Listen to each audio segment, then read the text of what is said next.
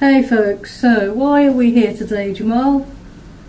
I have no idea. No I idea. know absolutely nothing about this. Yeah, so Other than the today, last 10 minutes that I know. yeah, so today we're going to. Oh my God, your head is chopped off. Yep. So today we're going to be taking the friendship test. Yeah. Okay, so the first question is: give your friend a compliment.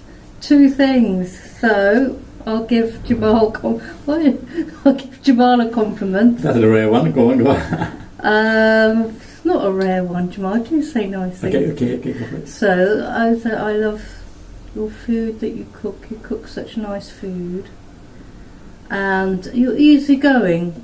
You're very easygoing. Nothing is the end of the world normally. Your turn.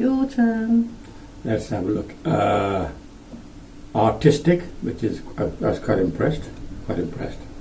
And the other thing is, and this is not famous, is her musical ability, which she underrates. She played the piano when we first got married. Sadly, never went along with it, but excellent. And I just said to her, you go push it. This is very nice. But Okay, next question. What is something that you've learned from each other? So I think what I learned from you, I like it when you say, when I say, oh, I've got this to do and that to do, and or I don't feel like doing anything, I'm tired, and you say, it's okay, you can do whatever you want to do. yes, easy going, relaxed. If there's no compulsion to do this or to Yeah. do that, it's fine. I think often we make life hard for ourselves by looking at inconsequential things at the end of the world, and they have to be done or had to have done now. It doesn't matter. It's not laziness. It's not just. It's like a relaxed approach. Nothing is it's going to be done here and now, and it's the end of the world. Nothing like that. No. Okay, so That's all the mindset rather than a practical thing. So your turn, Jamal. What have you learnt? What have I learned about you? Before, I never really valued the arts. Art was like at school. I should try to be better at everything in all the subjects, the academic subjects. But arts, I never valued. I think I was literally the last in art. In art, Do you mean drawing? Yeah. Or just art in general? Art, anything creative? Anything like basically we did painting and stuff, and I was like, I literally was out of 30 people was the last, and I used to laugh at it. It didn't bother me at all. You weren't interested in it? No, I didn't value it. That's more important. I didn't value it and think something desirable. And I think I realised that it is fundamental. It's very important. Like if you had a city that was just functionally perfect but had no beauty to it, then who wouldn't live there? It'd be great. So the beauty is actually probably the most important part of a city. And it's so powerful. Art is so powerful. The messages, the way you can reach somebody's soul. And it is linked to our soul because it's uplifting. Like I said, it's from the soul. Yeah. So it affects your mindset, which is, of course, probably the most important thing about a person. So I'm glad I taught you some culture, Jamal. Okay, so this question is, if I was ever to change my profession, what would it be? So, my profession, I used to do pastoral work in schools, that was 10 years ago, but now predominantly my main source of income is from being an actor. And if I was to change, I don't really want to change. It took me a while to discover what I really wanted to do. Yeah, okay, if I was going to change, possibly, I know this is funny, I've always wanted to do this, possibly be a busker. I've always wanted to do this. It just feels so cool now. I think it'd be really fun. And I've seen buskers in our local area when they start busking. People come, they chat. It really breaks down barriers. If I wasn't busking, probably I would do something. I would probably be a primary school teacher. Yeah. Your go, Jamal. Okay, I am a carpenter, and I arrived at the trade quite late, and because I had a very academic background, it took a long while to just get even half decent, because there's a lot in it. But I just very happy. Because being young and fit, you enjoy doing that. So I really enjoyed it, and I was very happy with it. And I don't think I would do anything else. I really looking at seriously. Oh, you've got an interest. You've got an interest in history, haven't you? Yeah, but I mean, we're talking about different interests in earning a living. I mean, like I say, the job you do must be that is good for you. And I think, for me, because I had such a non-physical background, something to do physical stuff was very good and very empowering and very uplifting. And yeah, I think I wouldn't change that. I wish I started earlier. I wish I was better. I wish I'd widened my skills. But I think I had a very good. I couldn't do it now. Age and I haven't got the enthusiasm I used to have in my say Jamal 20s. is retired now. Yeah, so I couldn't do it now. But literally, I think I wouldn't change that. Okay, which of you has the best style? I'll keep quiet on that one.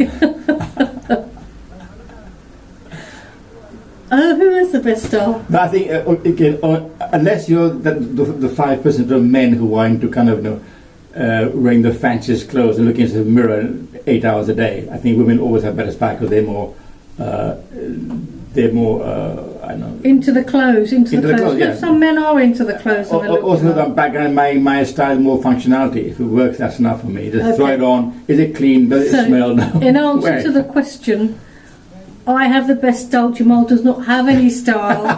When he's choosing his clothes, I choose his clothes for him. I prefer to choose his clothes for him. It is very true. Not just but other people choose clothes for me better than I do. And I've accepted that. I take other people with me and say, okay, well, if I was going to be dressed well tomorrow, I would take somebody else with me and say, okay, dress me. That's what I say. That's the way. Yeah, I like to choose Jamal's clothes. I want to see him looking nice. What's your love language? Jamal said, I'm not doing that. I think it just means, I think what it means by that is just how do you express your love. So I will say how I think Jamal expresses his love, and that is with his cooking. He cooks lovely, lovely food. He cooks lovely curries. When the grandchildren come, he's making pancakes for them. In the morning, he makes lovely coffee, fresh coffee.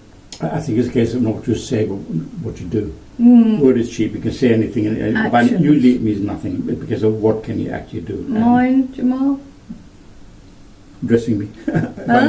Finding me clothes to wear. Nice clothes to wear. Finding you clothes to wear. Okay, so what's the one thing that makes you happy? So I'll start by answering that. It's funny that it's just the simple things. And I always say to Jamal, when we're sitting in the car together, I just love sitting in the car with you and driving. It's sometimes when you're going somewhere, you start to enjoy the journey so much when it comes to an end, you just want to carry on driving. So that's something that makes me happy. It's the simple things. It's really the simple things. Yeah, I think we go out to the countryside, and especially when the weather is good, I really enjoy that. It's just, as I said, it's simple. Not a fancy restaurant or wearing fancy clothes. It's just going to a nice place in the country. I think England is massively underrated. Beautiful countryside, gorgeous countryside, and I love the forests. So just he likes the forest, I like the fields and the hills. Yeah. So I mean, for me, we can literally drive 10, 15 minutes outside London, and there is a very nice place we can just sit and hang out in, and that's what we enjoy. It's that simple. And I'll tell you what's funny, we had people coming from California, and they see the countryside and say, oh, green grass, how lovely, the greenery, because in California it's so dry, it's so arid that everything is yellow, there's no greenery. Like Spain. Okay, this question is there one thing that you were obsessed with as a child that nobody knows about? Yes, for me there was. I had a yellow teddy bear. It's in all my photographs. I carried it with me everywhere.